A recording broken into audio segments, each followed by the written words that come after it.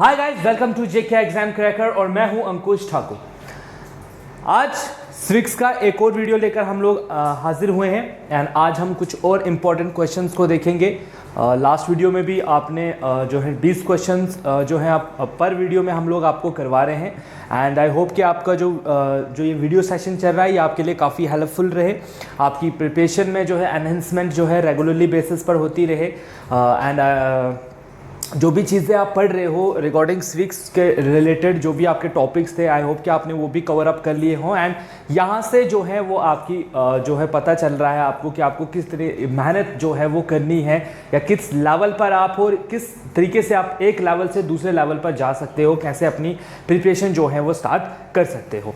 तो चलिए guys start करते हैं आज का वीडियो सेशन। और आज के वीडियो सेशन में जो क्वेश्चन आपके लिए आ रहा है वो है How many permanent members does the Security Council have? आपको पता है यूनाइटेड नेशन का एक ऑर्गन है सिक्योरिटी काउंसिल, जिसमें के 5 परमानेंट मेंबर्स होते हैं और 10 नॉन परमानेंट मेंबर्स होते हैं। जो 5 परमानेंट मेंबर्स हैं उनको हम लोग P5 के भी कहते हैं, ठीक है, P5 इनको हम कहते हैं। एंड जो ये 5 परमानेंट मेंबर हैं ये परमानेंट मेंबर हैं सिक्योरिटी काउंसिल के and they have a power called veto. उनके पास वीटो होती है। ये अगर किसी भी डिसीजन के ऊपर अगर अपनी वीटो लगाते तो वो डिसीजन जो है वो रद्द हो जाता है। यहाँ पर आपके लिए होमवर्क ये रहेगा कि आपको ये भी पढ़ना है दैट किस किस कंट्री के पास वीटो पावर है, ठीक है। 5 कंट्रीज वो कौन कौन सी हैं उनके बारे में भी एक बार जरूर देख लीजिएगा कि वो 5 कंट्रीज कौन कौन सी हैं। तो 5 कंट्रीज हैं यहां पर, तो option A is the right answer, ठीक है। चलिए क्वेश्चन नंबर 2 की तरफ बढ़ते हैं। Impeachment of the president can be initiated in. आपको पता है प्रेसिडेंट जो एक बहुत ही बड़ा ओहदा माना जाता है हमारे हिंदुस्तान में, और हम जो है उनको जो है हम लोग नॉमिनल हेड के नाम से भी जानते हैं and he is also called the first citizen of the country and काफ़ी हाई डेजिग्नेशन वाली ये जो है ये आप कह सकते हो एक पोस्ट है। पावर्स आपने प्रेसिडेंट के बारे में पढ़ा है, उसके कंसेप्ट्स के बारे में आपने पढ़ा है, कौन सा आर्टिकल प्रेसिडेंट के साथ डील करता है ये आप पढ़ चुके हो। साथ ही साथ आपने इम्पीचमेंट प्रोसेस भी पढ़ा है प्रेसिडेंट का कि अगर प्रेसिडेंट को पावर से हटाना हो तो उसको हम कैसे पावर से हटा सकते हैं, इसके बारे में भी मैं आपको बता चुका हूं, पढ़ा चुका हूं। अब यहां पर ऑप्शंस आप देख सकते हो कि बताइए इसमें 4 ऑप्शंस में से कौन सा ऑप्शन जो है वो सही है। सिर्फ लोकसभा ही है जो इम्पीचमेंट प्रोसेस जो है प्रेसिडेंट का स्टार्ट कर सकती है, या सिर्फ राज्यसभा स्टार्ट कर सकती है। सी ऑप्शन आपको कह रहा है कि in either house of the parliament, किसी भी हाउस ऑफ द पार्लियामेंट, या आपका सुप्रीम कोर्ट। तो गाइस याद रखिएगा कि प्रेसिडेंट जो होता है उसका जो इम्पीचमेंट प्रोसेस जो है वो किसी भी हाउस से स्टार्ट हो सकता है। इंपीचमेंट प्रोसेस जो है उनका in either house of the parliament जो है वो स्टार्ट हो सकता है। गाइस क्लियर हुआ ये वाला पॉइंट आपका। चलिए नेक्स्ट क्वेश्चन को देखिए। At present how many fundamental duties are in the constitution of India. Hindustan के संविधान के अनुसार हमारी कितनी फंडामेंटल ड्यूटीज हैं? योर ऑप्शंस आर 6, 7, 10 और D 11। सो गाइज बेसिकली हमारी अगर हम फंडामेंटल ड्यूटीज जो हमारी बात हो रही है तो ये कितनी होती हैं? ये है 10 हमारी, तो option C is the right answer, ठीक है। 10 फंडामेंटल ड्यूटीज हैं हमारी। चलिए क्वेश्चन नंबर 4 की तरफ बढ़ते हैं। Members of the election commission are appointed by. जो इलेक्शन कमीशन के मेंबर्स होते हैं उनको अपॉइंट कौन करता है? Option A president of India, B prime minister of India, C governor, या D election commission of India. So guys याद रखिएगा इसका राइट आंसर बन रहा है आपका option number A, that is president of India जो है वो इलेक्शन कमिश्नर को भी अपॉइंट करते हैं एंड साथ ही साथ उनके जो मेंबर्स होते हैं उनको भी अपॉइंट किया जाता है प्रेसिडेंट के द्वारा। ये आपकी एग्जीक्यूटिव पावर होती है प्रेसिडेंट के पास, है ना, जिससे वो ये एग्जीक्यूशन के जो ऑफिसर्स होते हैं उनको अपॉइंट करते हैं, जो एग्जीक्यूटिव होते हैं हमारे। चलिए क्वेश्चन नंबर 5 को देखिए। Which one of the following is not a device of public opinion. इनमें से कौन सी डिवाइस जो है वो पब्लिक ओपिनियन की डिवाइस नहीं है? प्रेस, पॉलिटिकल पार्टीज, सिनेमा और judiciary. So guys cinema is the right answer. कि सिनेमा जो होता है ये आपके मज़े के लिए है एंड ये कोई पब्लिक डिवाइस नहीं है, ना ही इससे कोई पब्लिक ओपिनियन जो है हमें पता चलता है। प्रेस आप देखते हो आए दिन प्रेस में कितनी सारे न्यूज़ जो हैं वो छपती रहती हैं, हर तरीके के अलग अलग लोगों की जो है बारे में लिखा जाता है, अलग अलग एरियाज़ की जो इश्यूज़ होते हैं, प्रॉब्लम्स होती हैं, वो प्रेस में छपती हैं। मीडिया जो आपका होता है, पॉलिटिकल पार्टीज़ भी कहीं ना कहीं पार्लियामेंट में अपने एरियाज़ को लेकर डिमांड रखती हैं, अपने लोगों के ओपिनियंस रखते हैं, बिकॉज पॉलिटिकल पार्टीज़ में आपके रिप्रेजेंटेटिव्स होते हैं एंड रिप्रेजेंटेटिव्स हमेशा अपने लोगों के लिए काम करते हैं, पब्लिक ओपिनियन पे काम करते हैं and judiciary is also act according to the public opinion. जो पब्लिक ओपिनियन के लिए, सेफ्टी के लिए कोई काम होगा वो जुडिशरी, सिनेमा जो है वो इसका राइट आंसर है गाइस। क्लियर है गाइस ये वाला टॉपिक आपका। चलिए नेक्स्ट क्वेश्चन को देखते हैं। ओके गाइस, तो अब आ रहा है आपके लिए क्वेश्चन नंबर 6 और क्वेश्चन नंबर 6 क्या कह रहा है, under which article of the constitution और the cultural and educational rights guaranteed. कौन जो हमारा इंडियन कॉन्स्टिट्यूशन है उसके अंदर आपने फंडामेंटल राइट्स के बारे में पढ़ा, दैट कौन कौन से हमारे फंडामेंटल राइट्स हैं, उसी के अंडर हमें किस आर्टिकल में कल्चर और एजुकेशनल राइट्स जो हैं वो ग्रांट किए गए हैं। Options are 29 and 31, 29 and 32, 29 and 30, article 30 and 31। So guys इसका राइट आंसर क्या बन रहा है, इसका राइट आंसर बन रहा है आर्टिकल 30, 29 और 30, जिसके अंदर हमें कल्चरल और एजुकेशनल राइट्स देने की जो है वो बात की गई है। ठीक है, अंडर फंडामेंटल राइट्स के, कि भाई आपको जो है आप अपने कल्चर को प्रमोट कर सकते हो एंड आपको एजुकेशनल राइट्स भी जो हैं वो दिए गए हैं। क्वेश्चन नंबर 7 को देखिए, which of the following is not specifically mentioned in article 19 of the constitution. अब आपको पता है कि आर्टिकल 19 में हमें फ्रीडम देने की बात की गई है कि आपको फ्रीडम है, आज़ादी है। आज़ादी कि कौन कौन सी आज़ादी हमें दी गई है। Options are freedom of speech and expression, freedom to assemble peacefully without arms, freedom to move freely and freedom of the press. So guys यहां पर ध्यान से देखिएगा कि यहां पर इसने क्या पूछा। अब आपको लग रहा होगा कि ये चारों के चार ऑप्शंस तो हैं 19 में, लेकिन ये कह रहा है कि स्पेसिफिकली मेंशन नहीं किया गया है। ध्यान से देखिए इस चीज को, कह रहा है कि स्पेसिफिकली मेंशन नहीं किया गया है, तो वो है आपका option number D, that is freedom of press. बाकी तो उन्होंने फ्रीडम की बात की है लेकिन स्पेसिफिकली इस चीज को मेंशन नहीं किया है। एक बात जरूर जो है देख लीजिएगा, फ्रीडम ऑफ प्रेस जो है वो वहां पर मेंशन नहीं है। ठीक है ना।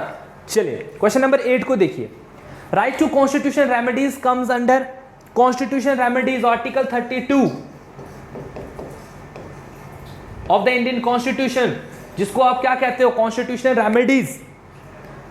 ये है तो आपके फंडामेंटल राइट्स जो है वो पावरफुल हैं, ये नहीं है तो आपके फंडामेंटल राइट्स जो है वो कुछ भी नहीं है, बेसलेस है। सो ये क्या है, फंडामेंटल राइट्स हैं, लीगल राइट्स हैं, कॉन्स्टिट्यूशनल राइट्स हैं या नेचुरल राइट्स हैं। सो गाइस याद रखिएगा जो कॉन्स्टिट्यूशन रेमेडीज है अंडर आर्टिकल 32, इसको हम कहते हैं आपके फंडामेंटल राइट का ये हिस्सा है। So option A is the right answer and they are also known as heart and soul of the Indian constitution. Heart and soul of the Indian constitution. ठीक है, आर्टिकल 32 को ये भी कहा जाता है। चलिए, Indian constitution recognise minorities on the basis of, India का जो कॉन्स्टिट्यूशन है वो इंडिया में माइनॉरिटीज किस बेस पर बताता है।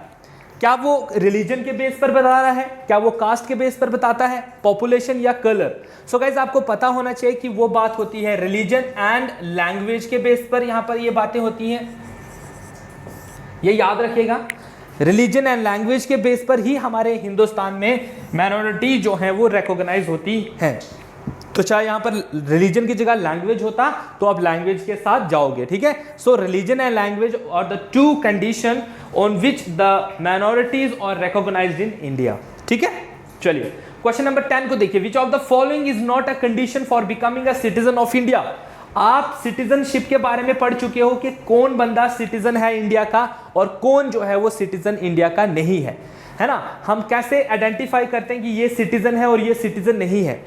तो आपको पता है कि इनमें से कौन सी ऐसी कंडीशन है कि उस कंडीशन के बेस पर आप अपने आप को सिटीजन नहीं कह सकते हो।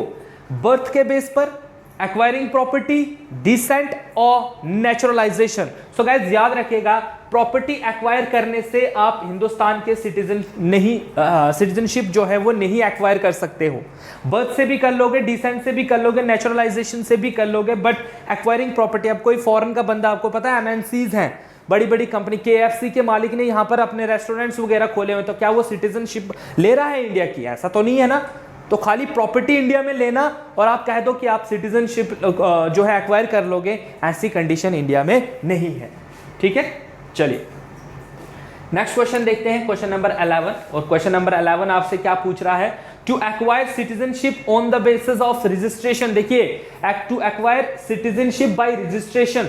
अब आप, कुछ लोगों के लिए कंडीशन होती है ना कि आप अपने आप को, आप जैसे इंडिया में रह रहे हो काफी टाइम से, अब आप रजिस्टर करते हो, एक फॉर्म भरते हो और कहते हो कि मुझे यहाँ के सिटीजनशिप लेनी है, तो आपको कितने टाइम से आप इंडिया में मतलब रहते हुए होना चाहिए? आपको कितना time? A person must have become resident in India for immediately before making an application. क्या आपके पास 6 मंथ, 1 ईयर, 3 ईयर या 5 ईयर? सो गाइज ये है आपका 5 ईयर। ठीक है, 5 साल मिनिमम आप यहाँ पर आपको रहते हुए होना चाहिए, तब जाके आपको जो है वो यहाँ की सिटीजनशिप जो है वो आपको मिलेगी। Enforcement of directive principle depends on. आपको पता है डायरेक्टिव प्रिंसिपल्स को एनफोर्स किया जाता है किस बेस पर? क्या उनको कोर्ट जो है, कोर्ट कहता है उनको एनफोर्स करने के लिए, या ऑपोजिशन जो होती है पार्लियामेंट में वो कहती है गवर्नमेंट को कि आप इनको एनफोर्स करो, या जो रिसोर्स अवेलेबल होंगे गवर्नमेंट के पास उनके बेस पर, या पब्लिक कॉर्पोरेशन के बेस पर? So guys option C is the right answer. जितने हमारे पास रिसोर्स अवेलेबल होंगे उन्हीं के बेस पर हम directive principle of state policies को एनफोर्समेंट करने की बात करते हैं, जो हमारी गवर्नमेंट उसी बेस पर वर्क करती है। ठीक है ना, चलिए राइट टू इन्फॉर्मेशन क्या है? राइट टू इन्फॉर्मेशन इज क्या है आपका? आरटीआई, जिसके बारे में आप सुनते हो आए दिन न्यूज में, एंड आप भी जहां पर रहते होंगे तो लोग अक्सर एक दूसरे के ऊपर आरटीआई आजकल ठोक रहे होते हैं, है ना। सो ये आरटीआई है क्या? क्या वो फंडामेंटल राइट है? क्या वो लीगल राइट है? क्या नाइदर वो तो फंडामेंटल राइट है ना ही लीगल राइट है, या वो दोनों है, फंडामेंटल राइट भी है और लीगल राइट भी है? तो गाइज आपको पता होना चाहिए option D is the right answer, that RTI जो है आपका वो फंडामेंटल भी है और आपका लीगल राइट भी है। क्या है? आपका फंडामेंटल राइट भी है और आपका लीगल राइट भी है। गाइज क्लियर है? चलिए, सेंसरशिप ऑफ द प्रेस क्या कहती है? सेंसरशिप ऑफ प्रेस क्या है? Is prohibited by the constitution. Constitution उसको प्रोहिबिट करने की बात करता है, रोकने की, बंद करने की। And has to be judged by the test of the reasonableness. Reasonableness की बेस पर उसको जज किया जाएगा कि वेदर, जैसा हम कहते हैं ना सेंसरशिप, आप मूवीज वगैरह में आप देखते हो, जैसे ही मूवी स्टार्ट होती है तो एक सर्टिफिकेट होता है सेंसरशिप के द्वारा उसको दिया जाता है। या आप देखते हो कि बहुत सारी आजकल वीडियोस में साउंड, मतलब वीडियो को लेकर जो है अगर आप देखते हो तो उसको कंटेंट बंद किया जाता है, छुपा दिया जाता है ना। वो मूवीज, बहुत सारी ऐसी मूवीज होती हैं जो पब्लिक में नहीं दिखाई जाती हैं, है ना, उनको सेंसरशिप नहीं मिलती है, तो बोलता हूँ उनको किस बेस पर देखा जाता है? तो वो देखिए यहाँ पर बता रहा है, is a restriction on freedom of press mentioned in article 19 is specified in article 31 of the Indian constitution. तो सेंसरशिप ऑफ प्रेस क्या करता है? Is has to be judged by the test of the reasonableness. उसके reason को देखा जाएगा, उसको जज करेगा कि ये चीज़ है कैसी, है ना। इसके फिर उसके रीज़न को देखेगा, गुड अच्छा है तो उसको पब्लिश कर देंगे, नहीं तो उसके ऊपर सेंसर बोर्ड जो है वो उसको बंद कर देता है, मतलब उसको रोक देता है, खत्म कर देता है, उसको बोलता है नहीं ये पब्लिश नहीं होगा। Which article of the constitution encourages free and compulsory education for children up to the age of 14 years? Means primary education जो है वो फ्री ऑफ कॉस्ट होनी चाहिए बच्चों के लिए। ये किस आर्टिकल में कहा गया है? 45, 19, 29 एंड 32। सो गाइज ये बात की गई है अंडर आर्टिकल 45 दैट हर 14 साल तक के बच्चे को फ्री और कंपलसरी एजुकेशन जो है वो दी जाएगी, जिससे कि हमारे हिंदुस्तान का लिटरेसी रेट जो है वो हर वो बच्चा जिसके पास पैसे हैं या नहीं है वो एजुकेशन हासिल कर सके। चलिए क्वेश्चन नंबर नेक्स्ट देखते हैं। क्वेश्चन नंबर 16 आपके लिए आ रहा है, in the election of president, जब प्रेसिडेंट के इलेक्शंस होते हैं, the value of vote of Lok Sabha members क्या होता है? वैल्यू बताइए लोकसभा मेंबर्स की क्या होती है? सेम होती है, सबकी एक जैसी होती है, या अलग होती है उनके ज्योग्राफिकल साइज के बेस पर, या differs according to the numbers of votes of a member represent, या none of the above? So guys याद रखिएगा ऑप्शन बी इसमें बनता है आंसर आपका कि उनकी जो वैल्यू ऑफ वोट होती है वो अलग अलग होती है उनके geographical size of the respective state, जिस स्टेट से वो बिलोंग करते हैं वहां के बेस पर उसकी जो है वैल्यू बनती है। द प्रेसिडेंट ऑफ इंडिया क्या है गाइस? प्रेसिडेंट के बारे में आप सब कुछ पढ़ चुके हो, उनके पावर्स, पोजीशन, सब के बारे में, इलेक्शन, इम्पीचमेंट प्रोसेस। तो अब ये वाला जो क्वेश्चन है आपका, तो ये मैं आपको दे दूंगा होमवर्क, ताकि आप मुझे कमेंट सेक्शन में बताते रहो कि भाई साहब यहाँ पर ये क्या है। प्रेसिडेंट ऑफ इंडिया क्या है? कमांडर इन चीफ है डिफेंस फोर्सेस के, सुप्रीम कमांडर है आर्म्ड फोर्स के, हेड ऑफ द गवर्नमेंट है, commander in supreme commander of defence forces of the union, executive and head of the union है। ये आप मुझे बताओगे, बताइए इनमें से क्या है आपके प्रेसिडेंट, ये आप मुझे कमेंट सेक्शन में बताओगे कि क्या है हमारे प्रेसिडेंट। क्वेश्चन नंबर 18 को देखिए, who administrates the oath of the office of the president? President जब एक बार सिलेक्ट हो गए तो उनकी जो ऑथ होती है वो कौन करवाते हैं? Options are chief justice of India, speaker of Lok Sabha, prime minister या वाइस प्रेसिडेंट। सो गाइस याद रखिएगा, इनकी जो कसम होती है या ऑथ सेरेमनी होती है चीफ जस्टिस ऑफ इंडिया के द्वारा। क्लियर है? चलिए, Who act as the president of India when neither the president nor the vice president is available? मान लीजिए कि प्रेसिडेंट को किसी रीज़न की वजह से या डेथ की वजह से या बीमारी की वजह से दो पोस्ट जो है वो खाली हो जाती है, तो पहले तो प्रेसिडेंट होते हैं, अगर प्रेसिडेंट नहीं है तो वाइस प्रेसिडेंट आते हैं, एंड वाइस प्रेसिडेंट को भी साथ भी अगर कुछ हो गया तो फिर कौन आता है? क्या स्पीकर ऑफ लोकसभा वहाँ पर उस चार्ज को संभालते हैं, चीफ जस्टिस ऑफ इंडिया उस पोस्ट को संभालते हैं, अटॉर्नी जनरल ऑफ इंडिया आते हैं, या senior most governor of the state? So guys option B is the right answer, chief justice of India है। अगर ये भी नहीं है तो फिर आते हैं आपके स्पीकर ऑफ द लोकसभा। ठीक है, अगर पहले प्रेसिडेंट नहीं है तो वाइस प्रेसिडेंट, नहीं है तो आपके चीफ जस्टिस, अगर वो भी नहीं है तो स्पीकर ऑफ लोकसभा। क्लियर है? चलिए, व्हाट इज इलेक्टोरल? इलेक्टोरल क्या होता है गाइस? तो इलेक्टोरल रोल जो होता है, the list of those who are eligible to contest election, वो लोग जो मतलब इलेक्शन में हिस्सा ले सकते हैं वो लोग होते हैं। The list of those who are eligible to vote, या वो लोग जो वोट देने के काबिल हैं। लिस्ट ऑफ द डिफॉल्टर, या जो डिफॉल्टर होते हैं वो हैं, या list of the elected candidates, या चुने हुए लोगों की ये लिस्ट होती है। सो बेसिकली इसमें क्या है? Option B is the right answer, that is list of those who are eligible to vote. ये इलेक्टोरल होता है उन लोगों की लिस्ट जो वोट देने के काबिल होते हैं, मतलब 18 प्लस जितने भी लोग होंगे वो सारे के सारे इलेक्टोरल का हिस्सा होते हैं गाइस। ये थे गाइस आज के वीडियो के कुछ टॉप 20 क्वेश्चन जो मैं आपके लिए लेकर आया था, एंड आई होप कि आपको जो है इन क्वेश्चंस में आपका स्कोर जो है वो 20 प्लस मतलब 20 ही रहा हो आपका। एंड अगर जिन बच्चों को अभी भी प्रॉब्लम आ रही है पढ़ने में, या जिनको अभी भी पता चल रहा है कि हमें अभी भी चीज़ें समझ नहीं आ रही हैं, तो उनके लिए मैं यही कहूँगा कि अभी आप बुक्स कंसल्ट कीजिए। अगर तब भी आपको समझ नहीं आती है किसी भी टॉपिक को लेकर, अगर आपको कोई दिक्कत है तो आप कांटेक्ट कर सकते हो हमारे ऑफिसर नंबर्स पे, एंड हम ऑलवेज़ आपकी हेल्प के लिए बैठे हैं। आप किसी भी प्रकार की आपको परेशानी है, आपके स्टडी को लेकर आपको समझ नहीं आ रहा है कि कौन सी बुक से पढ़ें या कैसे पढ़ें, तो आप कांटेक्ट कीजिए मेरे साथ पर्सनली। मैं आपको बताऊंगा कि किस तरीके से आपने अपनी स्टडी जो है वो करनी है गाइस। ठीक है, सो गाइस मिलते हैं नेक्स्ट वीडियो में, तब तक के लिए आपके जो है पढ़ते रहिए, and have a nice day and thank you so much guys.